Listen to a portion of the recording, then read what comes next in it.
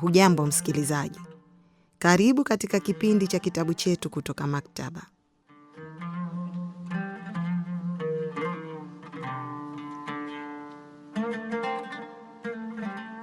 Bado tupo kwenye kitabu cha Posa za Maana.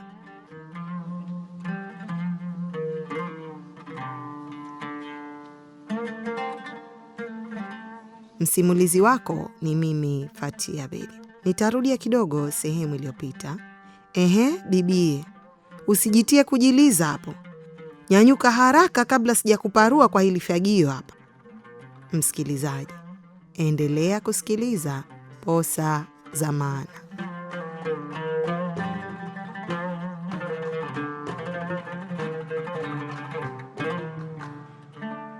Utovu wa adabu gani mkiufanya kwa Huweni? Bi Salma alichachamaa. Sema, utovu wa adabu gani? Usije ukaenda kututia aibu kwa mumeo. Mume shakutolea mahari kibao na mazawadi ya mamilioni, akifikiria kaoa mwari, kumbe mtu mzima na mambo yake. Dhana zilimjaa Bi Salma. Mmefanya utovu wa adabu gani na huyo mpuuzi mwenzio kwa Huweni? Sema kabisa kabla hayajawa makubwa. Tena bora unijibu kuliko kukaa kimya. Ukikaa kimya ndo unanizidisha ghadhabu. Sema tujue tunajipanga vipi, ama sio Sania? Bi Salma alimuuliza Sania huku amemsimamia Muna. Mie sijawahi kufanya utovu wa adabu wowote. Sijui unamuuliza mtovu wa adabu mwenzangu yupi? Alijibu polepole lakini kwa ufasaha. Mtovu wa adabu huyo Muniri, unajifanya humjui? Muniri si mtovu wa adabu. Hajawahi kunifanyia ubaya wowote na ananiheshimu. Muna alijibu. Heshima Heshima gani za kukwambia mambo ya mapenzi? Ndo heshima za siku hizi hizo? Kama anakuheshimu angekwambia mambo ya mapenzi? Ilikuwa ni zamu ya Bi Sania. Sasa walipokezana katika makombora. Jibu unavyoulizwa. Anayekuheshimu anakuimbia nyimbo za mapenzi au anayekuheshimu anakuja kwenu kukuposa? Kama yeye anakutaka si angekuja kwenu? Na anakutaka baada ya kusikia umeposwa? Siku zote alikuwa wapi? Jibu. Tulikuwa hatuna nia ya kuoana sasa. Lakini kwa vile nyinyi mmeshikilia ndoa, basi ndo na yeye akasema yupo tayari kwa lolote. Muna anajibu kwa upole. Mtoto mkware huyu. Toba, sijui tabia hizi kazipata wapi. Enzi zetu hatukuthubutu kuambia wazee wetu upumbavu kama huu. Sasa unachotaka kusema ni nini? Bi Salma aliendelea. Muna alibaki kimya, hakuwa na la kusema. Unanifanyia jeuri sio? Mie nasema na wewe upo kimya? Nasema na ukuta? Nijibu tu yajue. Sasa mmeamuaje we na huyo mtovu wa adabu mwenzako? Muna aliendelea tu kubakia kimya. Nakwambia unijibu.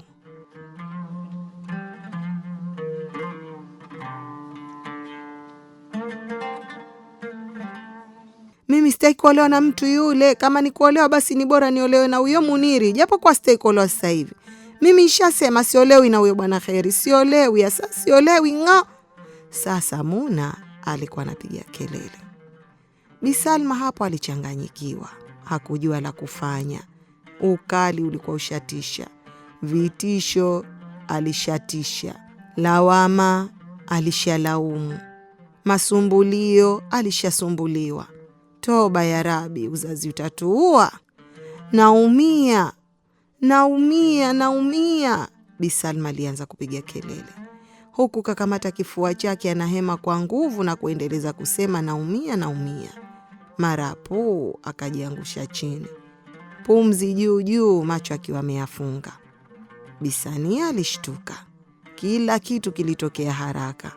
Hakujua saa ngapi Bi Salma alianguka, wala hakumuona akilegea. Ndugu yangu Salma una nini? Hebu fungua macho. Salma usinitie waka, hebu sema. Fungua macho. Bi Sania alimuinamia Bi Salma huku akimpunguza nguo. Bi Salma kimya na hema tu. Sasa sio kwa nguvu sana kama awali. Muna alinyanyuka kitandani na kuja kuinama karibu na mama yake huku akimwita. Mama nyanyuka. Mama una nini lakini mama? Hebu niondokee hapa. Ana nini hujui ana nini? Wewe si ndo umesababisha haya, unataka kuniulia dadangu? Nenda kamwite babako ndani haraka. Bi Sania alimwamrisha Muna na yeye akakaa chini na kukipakata kichwa cha Bi Salma huku akimpepea kwa kanga. Bwana Hamisi alipokuja hali ilikuwa ile ile. Bi Salma yupo pale pale chini. Macho ameyafunga na pumzi mara ziko juu juu, mara zinakuwa hali ya kawaida. Vipi tena? Kuna nini? Bibie. Bibie. Bi Salma una nini? Bwana Hamisi aliinama na akawa anamtingisha mkewe kumwita. Kisha akachukua mkono wake na kuufumbata sehemu ya kiungio yenye kifundo cha kiganja. Akawa anasikiliza mapigo ya moyo. Msikilizaji, endelea kusikiliza Posa za Maana.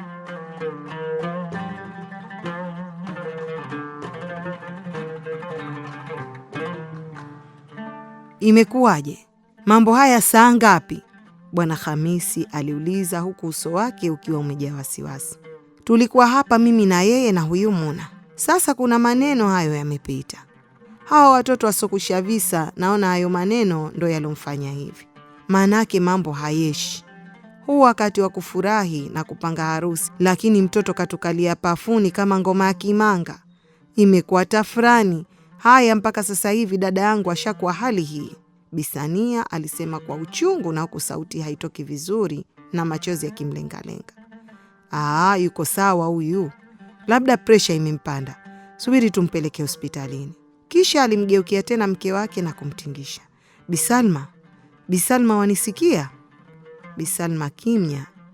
Macho kaendelea kuyafunga. Wacha nikatafute gari tumpeleke hospitali. Bwana Hamisi haraka alitoka kwenda kutafuta huo usafiri.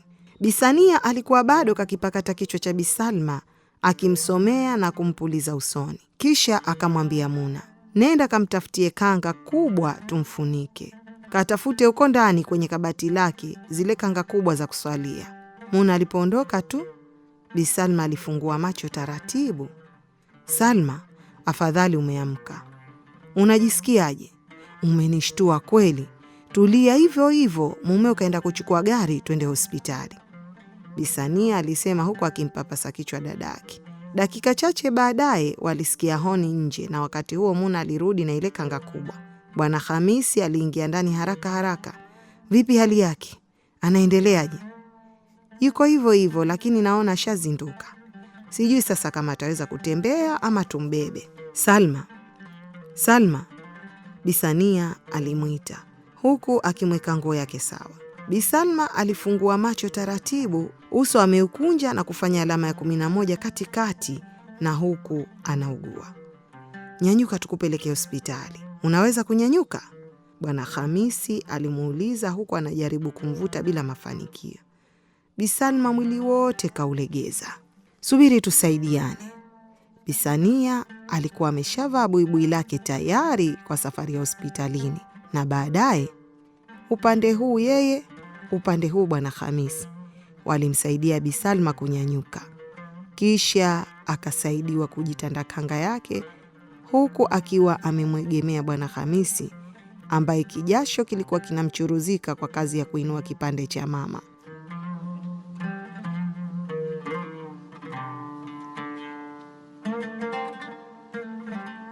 Muna na yeye alikuwa ameshavaa buibui lake akitaka kuongozana nao. We Muna, unaenda wapi? Bakia hapa hapa. Ulioyafanya yanatosha. Bakia hapo tena upike chai, usafishe na ushughulikie wenzako. Haya, msobe. Bi Salma aliburutwa taratibu hadi nje na kuingizwa kwenye gari. Vile na wao wanajitayarisha kuingia, mara gari nyingine hiyo ilifika. Na Bi Sauda akateremka na mizigo yake. Anti, Muna alienda mbio na kumkumbatia. Bwana Hamisi na Bi Sania walikuwa pale pale nje ya gari hawajaondoka bado. Na sasa ikawa kusalimiana. Salama hapa? Naona mna safari za wapi tena? Bi Sauda aliuliza baada ya kuona gari na watu wanajitayarisha kuingia. Nusura usitukute. Salma kaumwa ghafla, huyo umo ndani ya gari ndo tunampeleka hospitali. Bi Sauda alichungulia ndani ya gari na kumwona Bi Salma akiwa kafunga macho. Subhanallah. Kafanyaje tena? Saa ngapi mambo haya? Bi Sania alimvuta pembeni dada yake, wakaanza kuzungumza kwa haraka yaliyomkuta Bi Salma. Muna hakujua Bi Sauda aliambiwa nini, lakini alionyesha kusaujika uso. Bi Sania, fanya, tunachelewa. Wacha tumwaishe huyo hospitalini. Bwana Hamisi aliita. Bi Sauda na yeye alitaka kuongozana nao hospitalini, lakini Bi Sania alimzuia. Wacha tu, sisi tutaenda. Wewe pumzika tu, umechoka na safari. Kama kuna lolote tutapigia simu. Wakaingia garini kuondoka kuelekea hospitalini. Bi Sauda alipoingia ndani alienda moja kwa moja msalani kujisaidia. Akatia udhu na kusali. Kisha akamwita Muna. Tayari alikuwa amepewa mukhtasari wa habari na Bi Sania, lakini yalikuwa hayajamtwanga. Sasa alitaka kuyajua kinaga ubaga, kwani aliona karibu litatota. Msikilizaji, endelea kusikiliza Posa za Maana.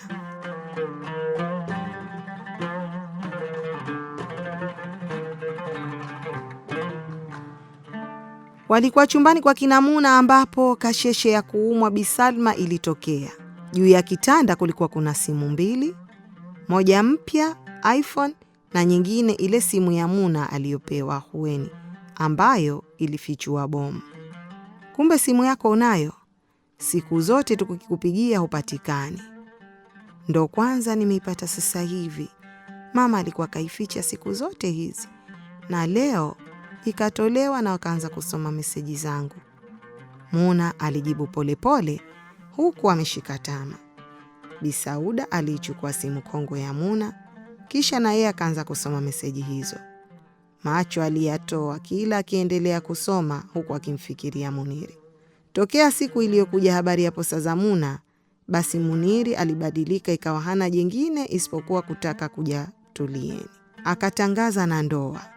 Kama ingekuwa so yeye kumkataza, basi angefika yeye mwanzo kuliko hata yeye mwenyewe. Sio kuja kusherehekea harusi, lakini kuja kuivunja. Na leo ndo yashatokea haya. Sasa mamako kaanza kuumwa baada ya kuona hizi message. Kwani ilikuwaje? Muna alibaki kimya tu, hana la kusema. Hakuweza kumwambia Bi Sauda kuhusu hisia zake kwa Muniri. Aliona aibu. Pengine na yeye atawaita watovu wa adabu kama alivyoitwa na Bi Salma. Habari za harusi zinaendeleaje? Ni shughuliko? Bi Sauda aliuliza akikatisha mawazo ya Muna. Sijui, mimi sitaki kuolewa, Muna alijibu taratibu. Hutaki kuolewa na watu tumekuja harusini? Hutaki kuolewa kwa nini? Muna kimya. Simtaki huyo mume, na sitaki kuolewa hasa. Sina mipango ya kuolewa sasa hivi, na simtaki hasa. Sasa unaona ulivyomfanya mama akija kuumwa ama kufa, je? Kwa sababu yako wewe, uko tayari kwa hilo? Uko tayari kuambia umemuua mamako? Bi Sauda aliuliza. Muna alifikiri kwamba Bi Sauda atakuwa mtetezi wake, kwani aliona katika mama zake yeye ndiye mwenye uelewa. Bi Sauda alimtazama Muna huku moyo wake ukimuuma. Alitaka kumsaidia, lakini alijua lolote atakalolifanya basi litachafua si mahusiano na ndugu zake tu, bali mvurugano kwa familia nzima. Siwezi mashaka haya. Nitakuja kuwekwa kati na kujitia nuksi. Hapa tayari mwanangu ashaanza kutiwa midomoni. Lazima nizuie ugomvi wa familia. Bi Sauda aliwaza huku akiona hiyo ndio njia sahihi. Muna alijibu. Muna nijibu. Uko tayari ikija kusemwa mtoto yule kamtoa mamake roho? Unaona hapo mamako ashapelekwa hospitalini, na hapo unaambiwa sababu ni wewe. Umeona pale Sania aliponivuta chemba? Basi ndio akinipa hizo habari. Hatujui ataambwa nini huko, lakini lolote litakalokuwa, basi chanzo utaambwa ni wewe. Unataka kumtoa mamako roho? Bi Sauda aliendelea kumsusuika Muna. Mimi sitaki kumtoa roho. Sitaki kuolewa na huyo mtu. Simpendi hasa, simpendi na wala simtaki.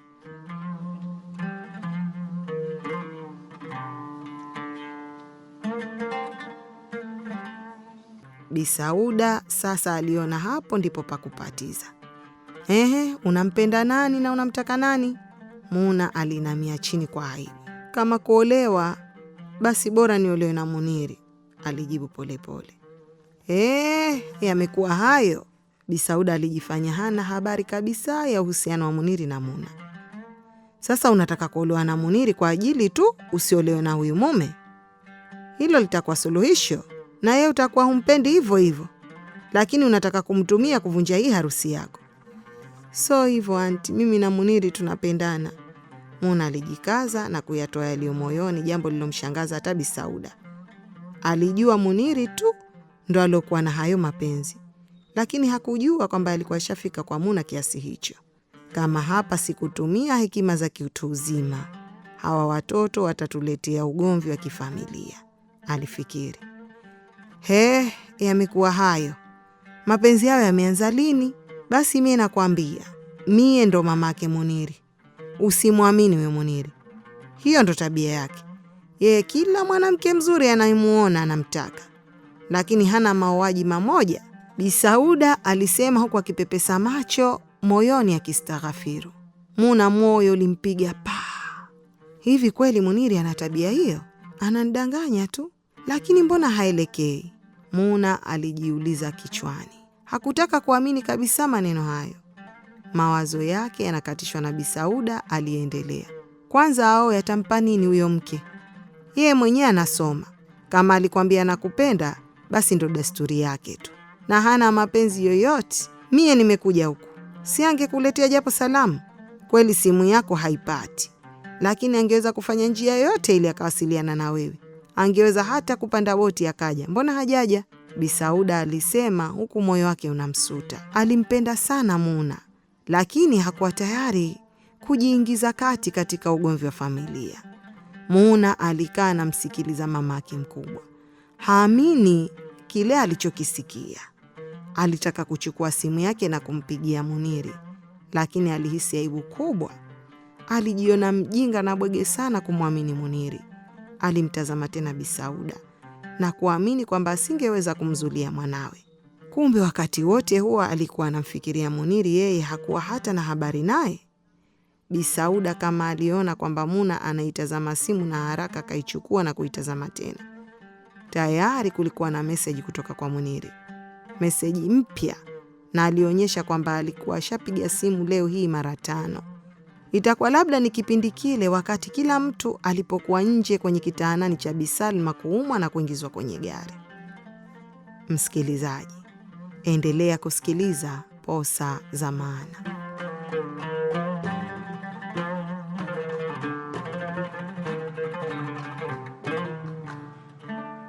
Muna alikuwa kajiinamia kwa huzuni huku machozi yakimtoka. Macho ameyafunga. Bi Sauda alifungua simu ya Muna na kuitoa kadi ya simu bila Muna mwenyewe kumuona. Muna, umesikia ninayoyasema? Wewe ni mwanangu na Muniri ni mwanangu. Nyote nawapenda na watakia mazuri. Lakini Muniri hajawa wa kuoa. Na wewe japo ni mdogo, lakini ndo wazazi wako wameshakupokelea mume. Mimi hata nitake kusaidia sina la kufanya. Mie ndiyo ni mamako, lakini sina nguvu kama mamako mzazi na babako. Wao ndo wanaweza kukuamulia. Sisi wengine ni wapenzi watazamaji tu. Bi Sauda alisema polepole na taratibu ili Muna amwelewe. Aliona uchungu mkubwa kushindwa kumsaidia, lakini hakuona njia nyingine. Ugomvi wa familia kwake yeye ni jambo kubwa, na wakati huo alijisemea kwamba hataki kumtia mwanawe kwenye nuksi za kujiingiza katika magomvi ya mke, kurejesha mahari na mambo kama hayo. Mara simu ya Bi Sauda ililia, na alipoitazama aliona Muniri ndiye anaipiga. Alijua kwamba Muniri atamuuliza habari za Muna, kwa hiyo alitoka na akatafuta sehemu pembeni kumsikiliza. Na hapo ilikuwa zamu ya Muniri kupewa habari za Muna. Yuko huko anasuguliwa. Harusi Alhamisi usiku na sherehe zinaendelea Ijumaa. Ndiyo, ashakubali kwa hiari yake.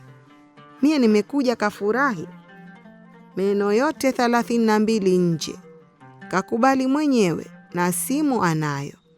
Ana simu mpya iPhone ya macho matatu. Itakuwa na namba nyingine. Leo uliipiga ile ya zamani ikaita. Sasa umeona mwenyewe kama umeipiga ikaita, kwa nini hakukuitikia? Mie nimemuona na simu zote 2 zipo pembeni yake. Muda wote alikuwa anachezea hiyo simu mpya aliyopewa na mchumba wake, akichati huku akijipiga picha. Sasa kama anataka kuwasiliana na wewe, si angeliwasiliana tu? Sasa umeona ukae ujitulize. Endeleza masomo yako ya Muna uyaache. Huyo Muna si umemjua majuzi tu? Utakufa na mapenzi ya mtu asiyekutaka, mtu ambaye kesho kutwa atakuwa na mumewe. Huamini? Kwa hiyo nataka kusema mimi nakwambia uongo? Shauri yako. Mimi sijui namba ya Muna wala sitaki kumuuliza. Nimekuja hapa kwa moja tu, nimekuja harusini. Sasa wewe kama watakapumbaa, shauri zako. Nitampigia Samira baadaye kumweleza kila kitu. Haya, kwa heri. Bi Sauda alikata simu huku akitizama huku na kule kuhakikisha kwamba hakuna aliyemsikia. Alipohakikisha hakuna mtu, alirudi chumbani na kukaa kitako juu ya kitanda. Muna hakuwepo. Hapo tena mawazo tele yalimjaa. Bi Sauda hakuweza hata kufikiria vizuri. Hivi nilivyofanya jamani, si dhambi?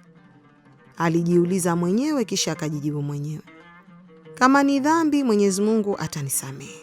Kuna sehemu mtu anaweza kusema uongo ili kuepusha shari kubwa huko mbele. Je, lakini hawa watoto niliowasemea uongo wakijidhuru? Alizidi kujiuliza, na hapo hapo alijipa moyo mwenyewe, hakuna baya litakalotokea. Muna ataolewa na ataenda kuona huko mbele kwa mumewe. Na huyu Muniri naye ni mwanamme, ajikaze kiume, asahau mambo ya mapenzi na asome. Mtoto mdogo kutaka kujitia waka, kusoma hajamaliza, halafu anataka kujitia kuoa. Na kuoa mtu amtoe kwa mwingine amtake yeye. Kwanza wazazi wa Muna watakubali? Ndugu yangu mwenyewe huyu Salma namjua. Yeye na Sania wakishashirikiana, basi waweza kufanya lolote. Huyu Muniri ataka kujapewa jini bubu? Mesi ya kubali hayo. Sitaki upuuzi wa kitoto. Msikilizaji, endelea kusikiliza Posa za Maana.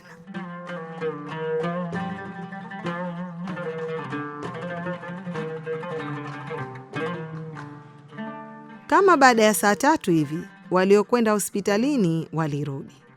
Bi Sauda alisalimiana na mdogo wake huku akikumbatiana kwa vigeregere. Yakina Muna na Muniri yote kayaweka kichogoni. Hata siamini kama tunaozesha, na ndugu yangu anaozesha mwanzo kuliko mie. Sasa hivi utaitwa bibi na mie bado niko hivi hivi. Bi Sauda alitania, akijifanya hajui lolote lilotokea na wala hayajui ya Muna na Muniri. Mmeambiwaje hospitalini? Aliuliza huku uso wake ukionyesha wasiwasi. Salama tu, presha yake ilipanda. Kaambiwa atulie na apunguze mawazo na wala siambiwa habari yoyote ya kumshtua, Bi Sania alijibu. Baada ya kusema hayo, alikwenda chumbani kwa Muna na huko alimkuta Bwana Hamisi akizungumza na Muna. Mtu na baba yake mna kikao cha ndugu? Bi Sania alitania. Nilikuwa namwambia tu sasa hivi ajitahidi kumridhia mama yake, yaliyopita shapita. Kama vile ulivyoniambia daktari kasema, tusipokuwa waangalifu mamake anaweza kupata maradhi ya kiharusi. Kwani leo presha yake ilipanda sana, au sivyo mlivyoambiwa? Bwana Hamisi alimtazama Bi Sania. Ndio hivyo hivyo. Presha ilikuwa kubwa sana, presha yake ya kupanda, na ndo mara ya kwanza kupandwa na presha. Daktari kasema asiudhiwe na asipewe habari mbaya. Umesikia bibie? Muna alinyamaza kimya huku akijiuliza, kwani huyu babake alikuwa wapi wakati mama zake hao wako kwa daktari? Umesikia wewe Muna? Nasema na wewe. Au unafikiria nasema na ukuta? Bi Sania alianza mashambulizi. Ndiyo, nimesikia, Muna alijibu taratibu huku akijinyosha kitandani. Usiku huo ndo ulikuwa mwisho wa matumaini kwa Muna. Alifikiria maneno yote ya Bi Sauda akayapima kwenye mizani yake. Hakutaka kuamini kwamba Muniri alikuwa na tabia kama alizozisema Bi Sauda. Lakini je, yuko wapi Muniri? Kama ni kweli alikuwa na nia kumsaidia, mbona haonekani? Hivi kitu gani kilimshinda kuingia kwenye boti na kujetulieni? Alijiuliza. Ama ni kweli Muniri alikuwa na tabia ya kumpenda kila mwanamke aliyeko mbele yake? Kwa nini amenidanganya? Muna alijiuliza maswali mengi, lakini hakuwa na majibu nayo. Kwa mara ya kwanza alimfikiria Bwana Kheri. Hivi huyu mtu kwa nini akanichagua mimi? Kwani hajaona wanawake wote huko nje? Kwa nini mimi? Kwa nini analazimisha kitu ambacho anajua kama sikitaki? Hivi nini nia yake kwangu? Kwani huyo mke wake yuko wapi?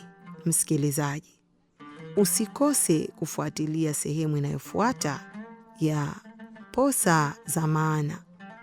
Ulikuwa nami Fatia Abedi.